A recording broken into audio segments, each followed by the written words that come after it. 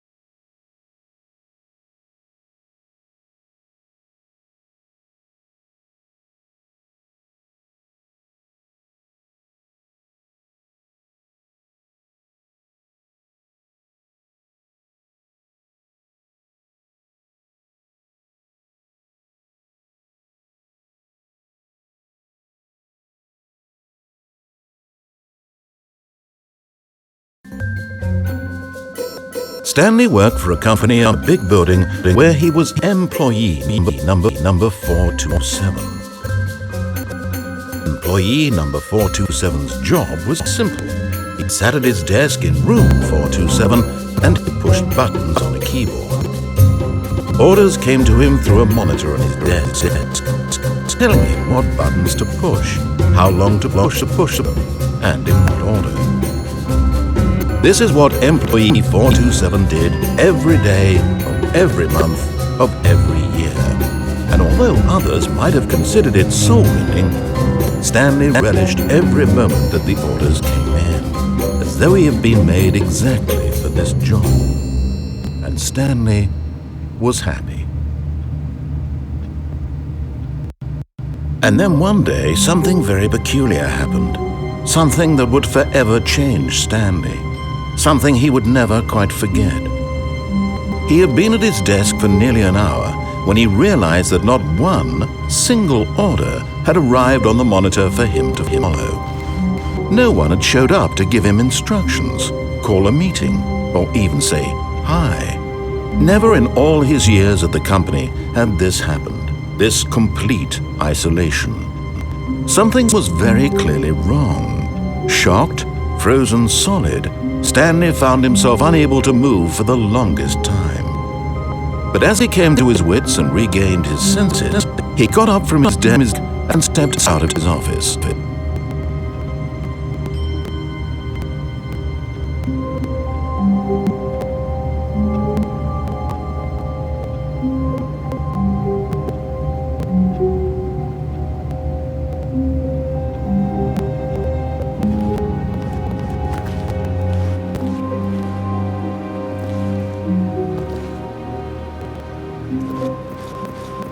All of his co-workers were gone. What could it mean?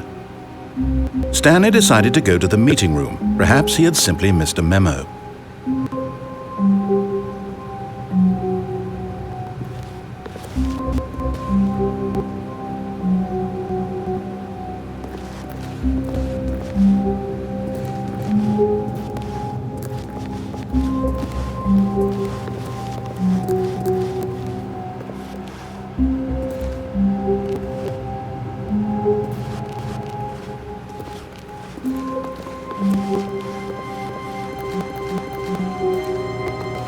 When Stanley came to a set of 2 open doors, he entered the door on his left.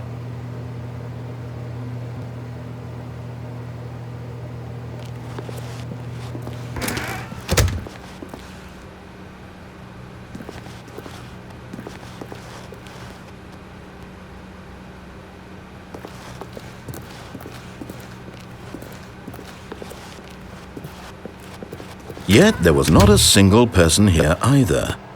Feeling a wave of disbelief, Stanley decided to go up to his boss's office, hoping he might find an answer there.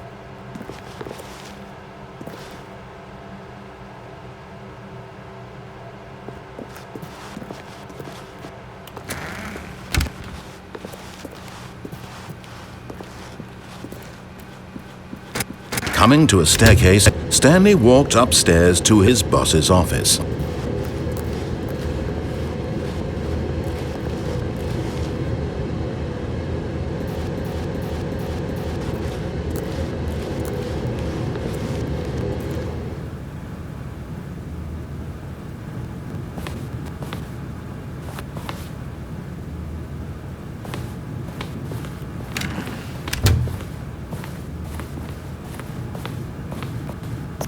Stepping into his manager's office, Stanley was once again stunned to discover not an indication of any human life. Shocked, unraveled, Stanley wondered in disbelief who orchestrated this, what dark secret was being held from him. What he could not have known was that the keypad behind the boss's desk guarded the terrible truth that his boss had been keeping from him. And so the boss had assigned it an extra secret PIN number. 2845. But of course, Stanley couldn't possibly have known this.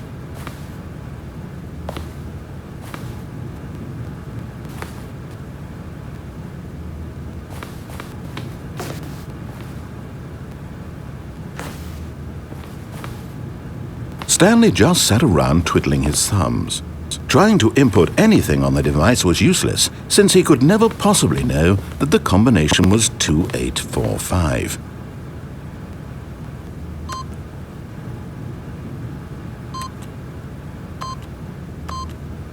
Yet incredibly, by simply pushing random buttons on the keypad, Stanley happened to input the correct code by sheer luck. Amazing! He stepped into the newly opened passageway.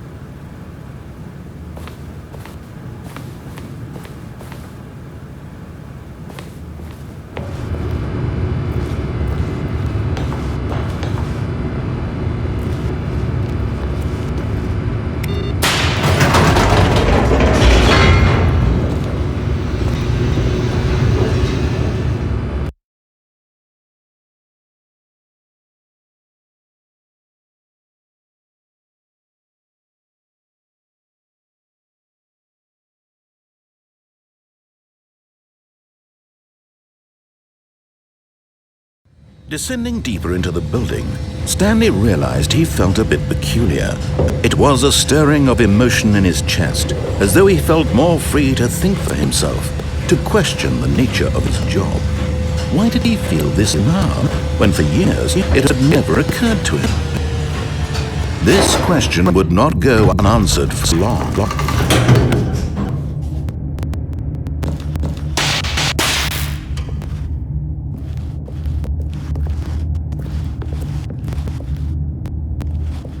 Stanley walked straight ahead through the large door that read Mind Control Facility.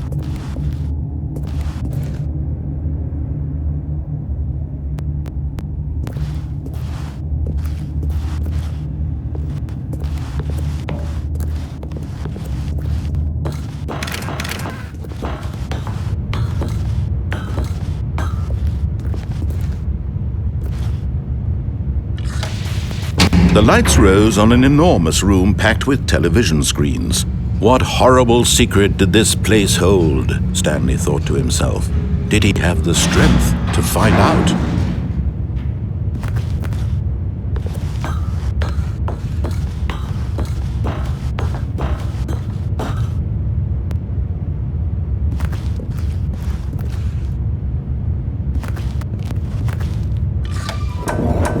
Now the monitors jumped to life. their true nature revealed.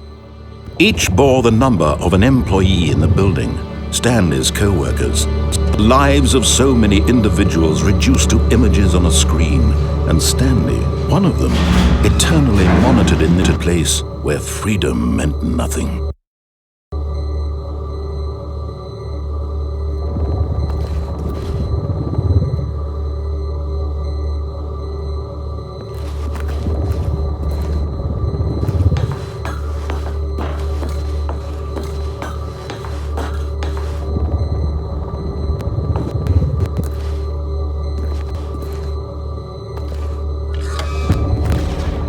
This mind control facility, it was too horrible to believe. It couldn't be true.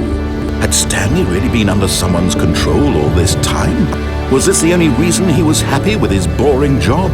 That his emotions had been manipulated to accept it blindly?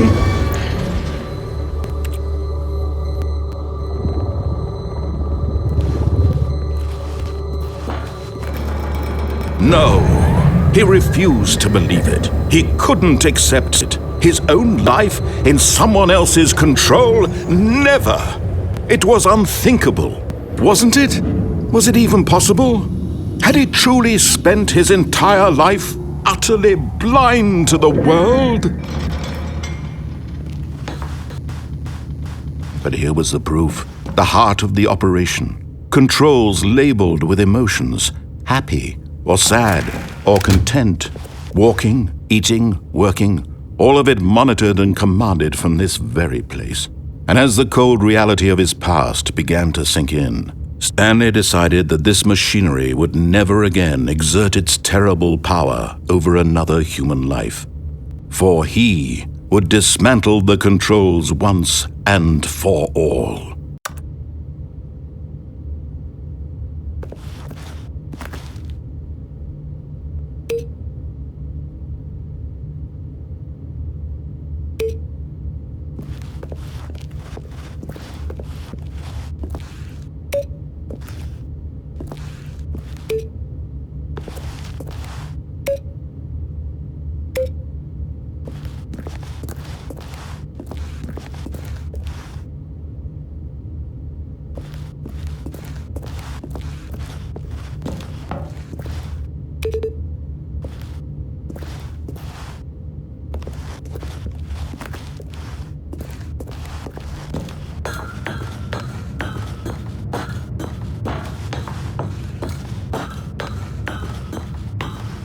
And when at last he found the source of the room's power, he knew it was his duty, his obligation, to put an end to this horrible place and to everything it stood for.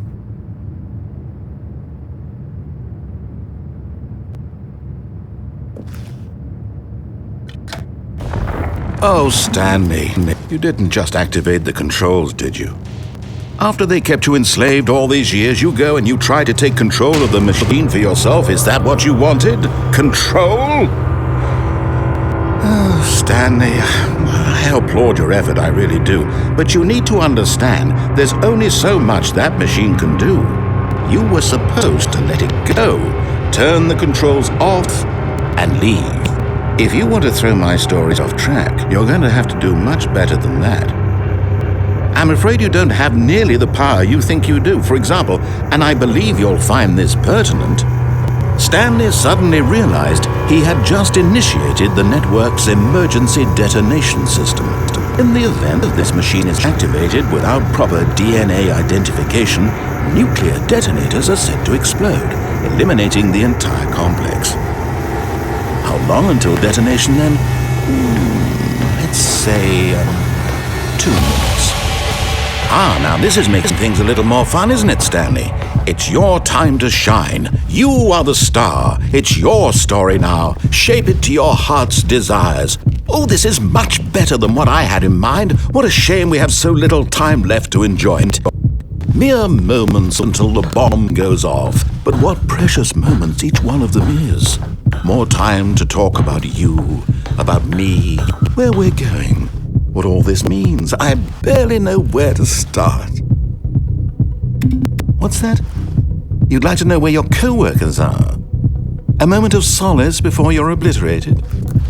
All right, I'm in a good mood. You're gonna die anyway. I'll tell you exactly what happened to them. I erased them. I turned off the machine. I set you free. Of course, that was merely in this instance of the story. Sometimes when I tell it, I simply let you sit there in your office forever, pushing buttons endlessly and then dying alone.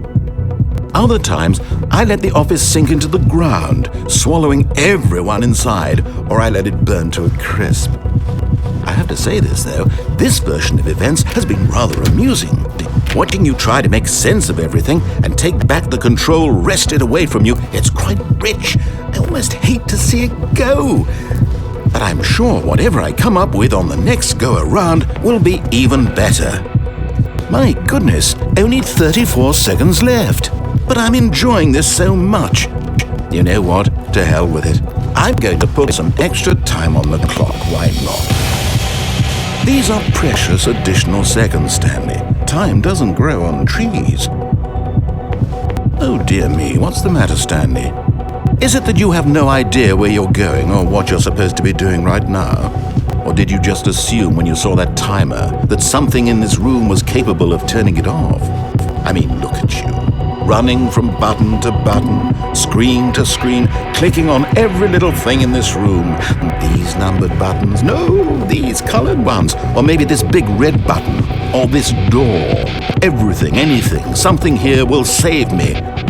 Why would you think that, Stanley? That this video game can be beaten? Won? Sold? Do you have any idea what your purpose in this place is? Stanley, you're in for quite a disappointment. But here's a spoiler for you. That timer isn't a catalyst to keep the action moving along. It's just seconds ticking away to your death. You're only still playing instead of watching a cutscene because I want to watch you for every moment that you're powerless, to see you made humble. This is not a challenge, it's a tragedy. You wanted to control this world, that's fine. But I'm going to destroy it first, so you can't. Take a look at the clock, Stanley. That's 30 seconds you have left to struggle.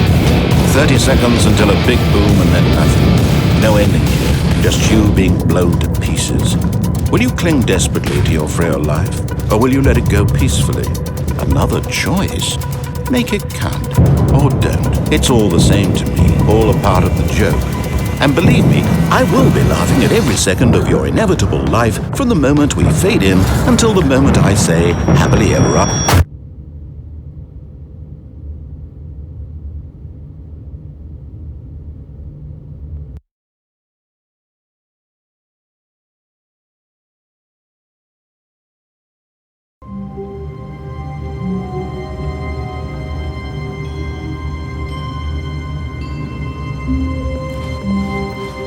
All of his co-workers were gone.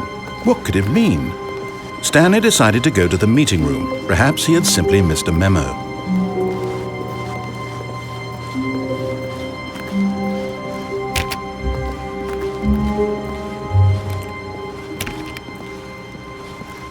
When Stanley came to a set of 2 open doors, he entered the door on his left.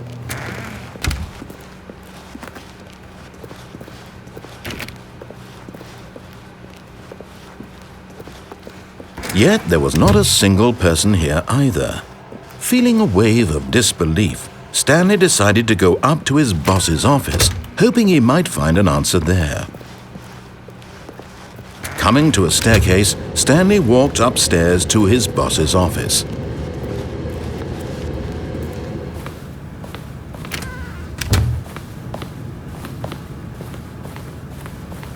Stepping into his manager's office, Stanley was once again stunned to discover not an indication of any human life. What could it mean? Stanley wondered aloud to nobody. He began wildly tearing through papers on the boss's desk, pulling books off the shelf, looking behind paintings, desperate for clues to his situation. But his attention was caught by a keypad behind the boss's desk. What could its purpose be?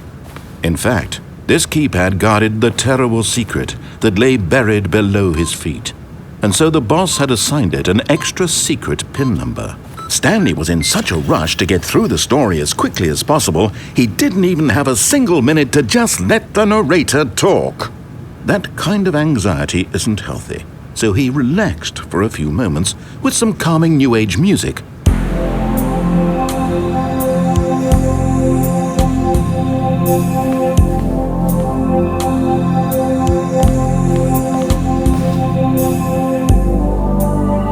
Feeling soothed and rejuvenated, Stanley calmly walked forward into the opened passageway.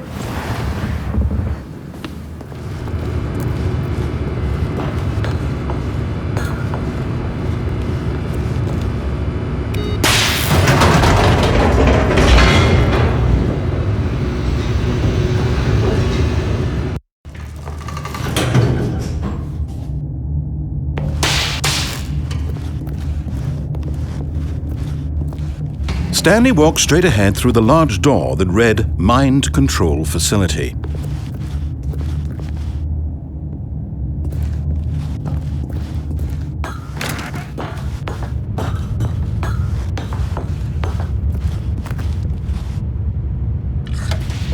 The lights rose on an enormous room packed with television screens. What horrible secret did this place hold? Stanley thought to himself. Did he have the strength to find out?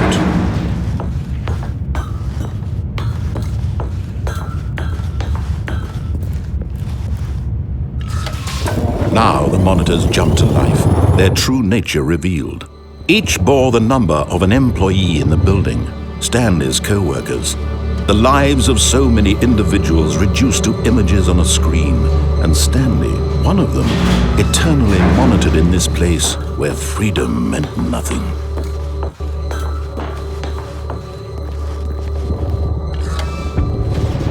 This mind control facility, it was too horrible to believe. It couldn't be true. Had Stanley really been under someone's control all this time? Was this the only reason he was happy with his boring job? That his emotions had been manipulated to accept it blindly? No, he refused to believe it. He couldn't accept it. His own life in someone else's control? Never! It was unthinkable, wasn't it? Was it even possible? Had he truly spent his entire life utterly blind to the world? But here was the proof, the heart of the operation. Controls labeled with emotions, happy or sad or content. Walking, eating, working, all of it monitored and commanded from this very place. And as the cold reality of his past began to sink in, Stanley decided that this machinery would never again exert its terrible...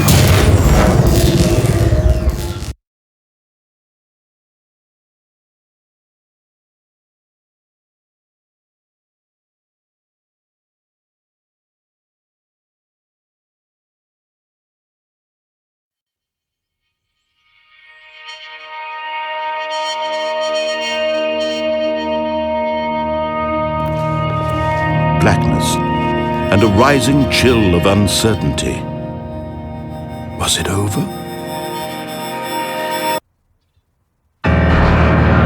Yes! He had won! He had defeated the machine, unshackled himself from someone else's command. Freedom was mere moments away. And yet, even as the immense door slowly opened, Stanley reflected on how many puzzles still lay unsolved. Where had his co-workers gone? How had he been freed from the machine's grasp? What other mysteries did this strange building hold?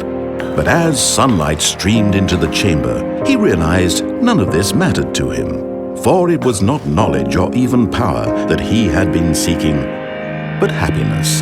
Perhaps his goal had not been to understand, but to let go. No longer would anyone tell him where to go, what to do, or how to feel. Whatever life he lives, it will be his. And that was all he needed to know. It was perhaps the only thing worth knowing. Stanley stepped through the open door.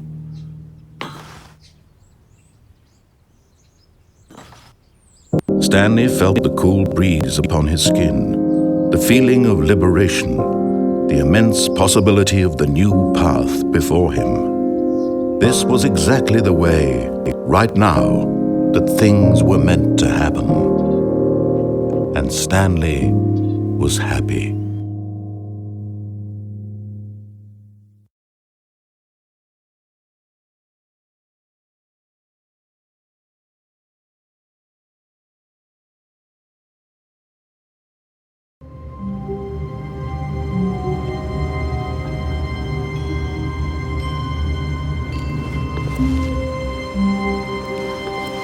All of his co-workers were gone. What could it mean? Stanley decided to go to the meeting room. Perhaps he had simply missed a memo.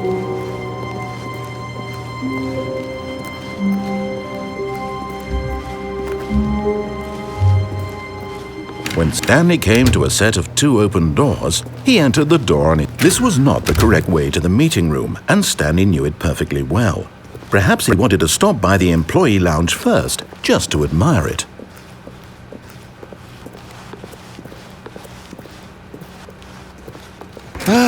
Yes, truly a room worth admiring. It had really been worth the detour after all, just to spend a few moments here in this immaculate, beautifully constructed room. Stanley simply stood here, drinking it all in.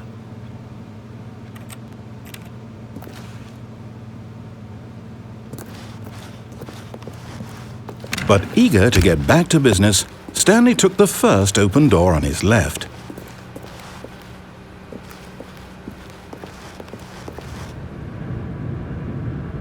Stanley was so bad at following directions, it's incredible he wasn't fired years ago.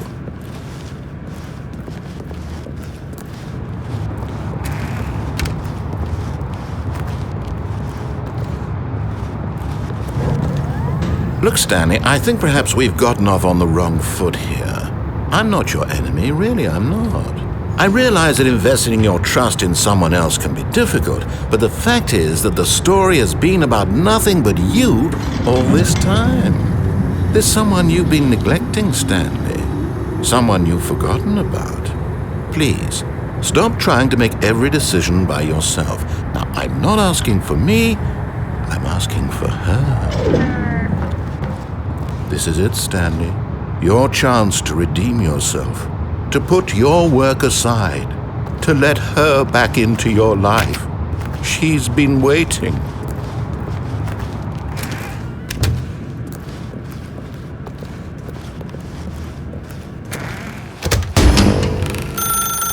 That's her, Stanley.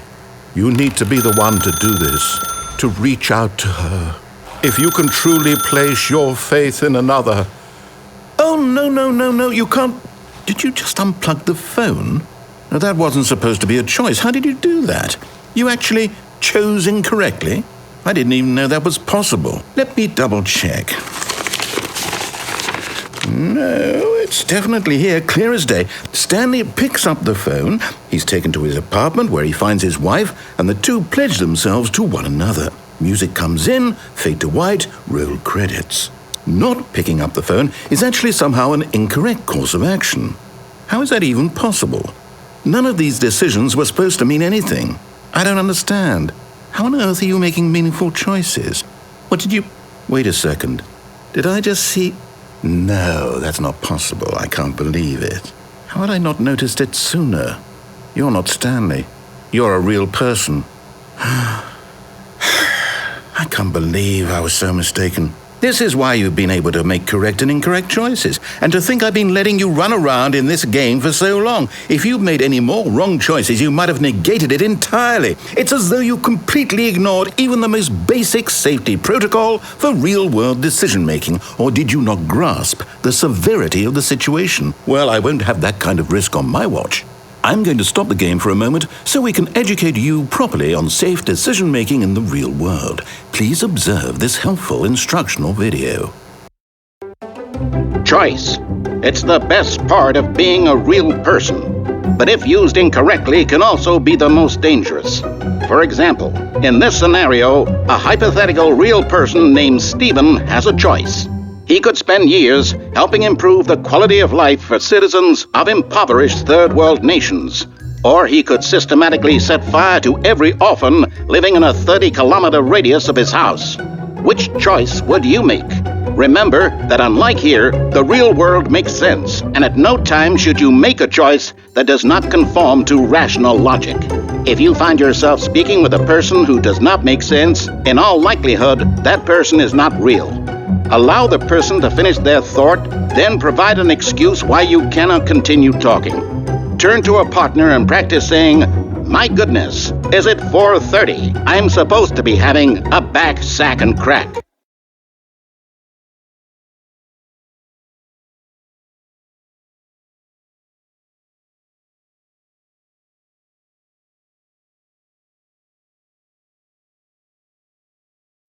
Excellent.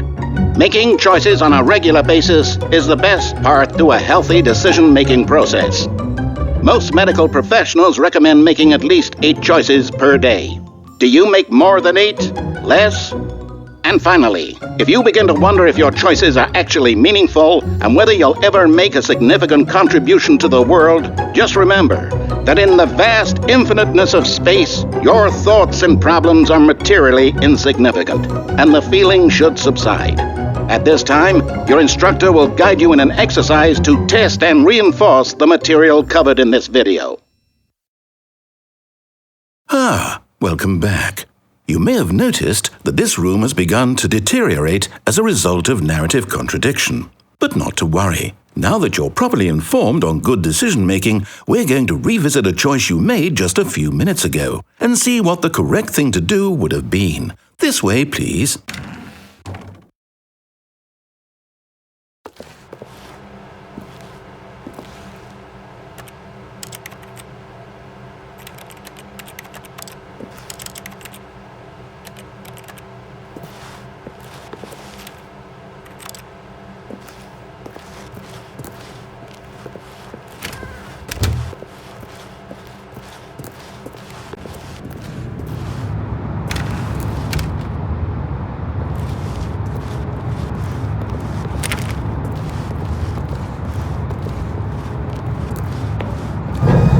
Now that we know your choices are meaningful, we can't have you jumping off the platform and dying.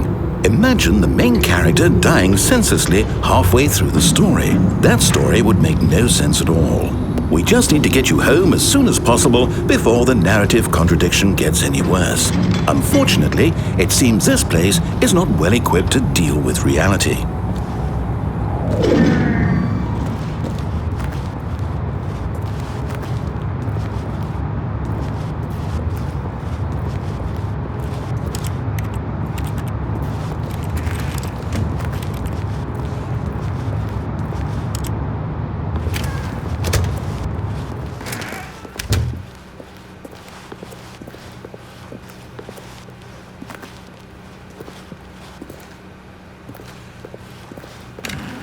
Almost there. You'll take the door on the left, back to the correct ending, the story will have resolution once again, and you'll be home free in the real world.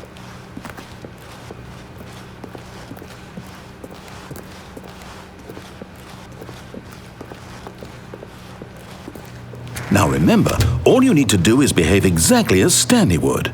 That means choosing responsibly and always putting the story first. I'm quite sure you'll be up to the task. Just follow my lead and you'll be fine. All right. When Stanley came to a set of 2 open doors, he entered the door on his left. No! Why did you do that? Quickly, hurry back in the other direction. Perhaps we're not too late.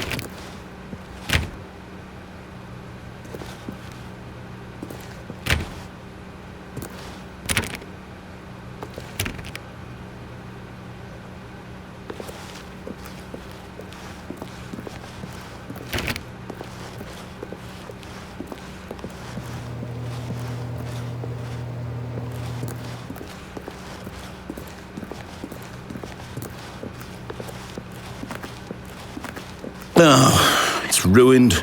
I can't believe, after everything we talked about, that my story, you've destroyed my work. Why? For what?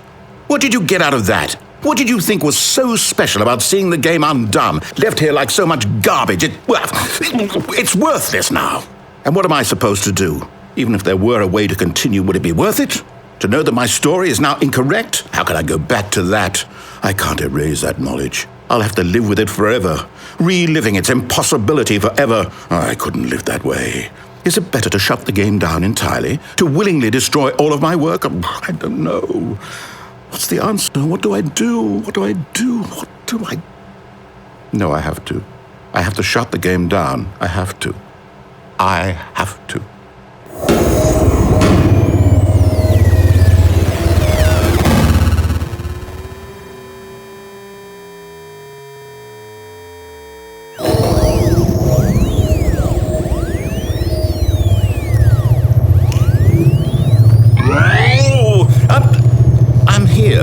I'm still here in this pile of rubbish, with you, who thought you were so clever. Now look where we are. My entire game is destroyed. It was the only thing in the world that was mine, and you've run it into the ground. What, did you think that would be funny? You just had to see? Didn't I impress upon you how important it was to be like Stanley? He actually knows how to do what I tell him to. He understands that if I say to do something, there's a damn good reason for it. That thought hadn't even occurred to you, had it? That there's a world outside of you? You're a child. Oh, my story.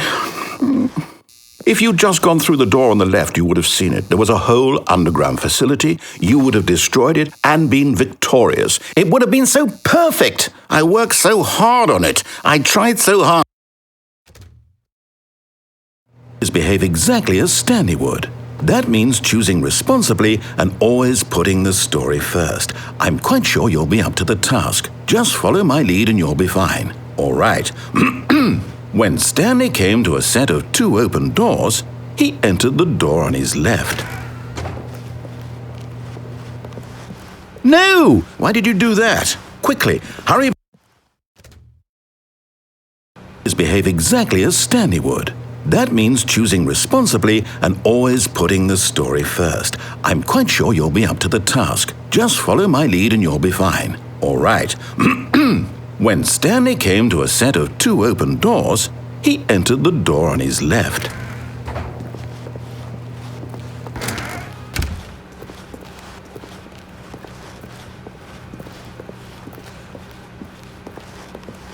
Yet there was not a single person here either. Feeling a wave of disbelief, Stanley decided to go up to his boss's office, hoping he might find an answer there. Coming to a staircase, Stanley walked upstairs to his boss's office.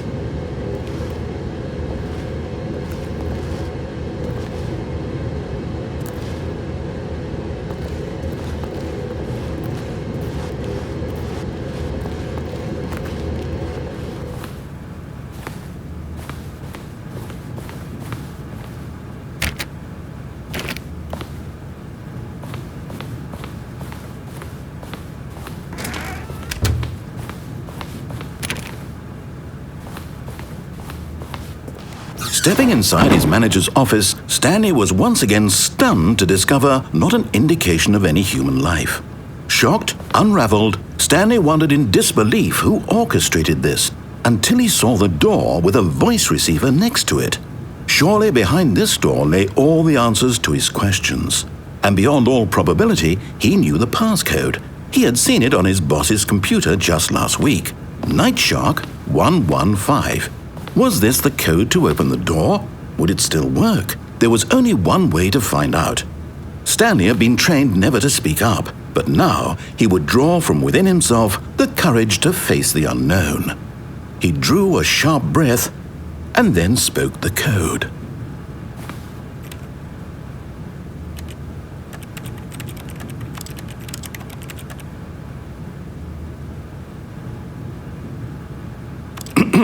Stanley spoke the code. Night Shark 115. He spoke it into the receiver, right there on the wall.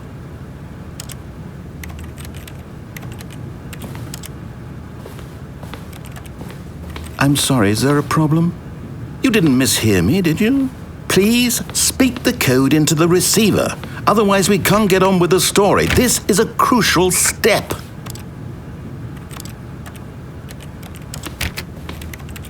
Okay, fine, you're not going to do it, but you know what? It's pretty humiliating to bring you this far, only for you to suddenly decide you have better things to do. I asked you for this one single thing, for your respect. The kind of respect Stanley shows for his choices. He knows what it means to take a story seriously. If you didn't want to see what I had to show you, then why did you come here? You had a choice, you know. You could have gone through the door on the right. You could have done whatever the hell you wanted over there. Why did you come this way? Speak. Say something to me. Explain yourself, you coward.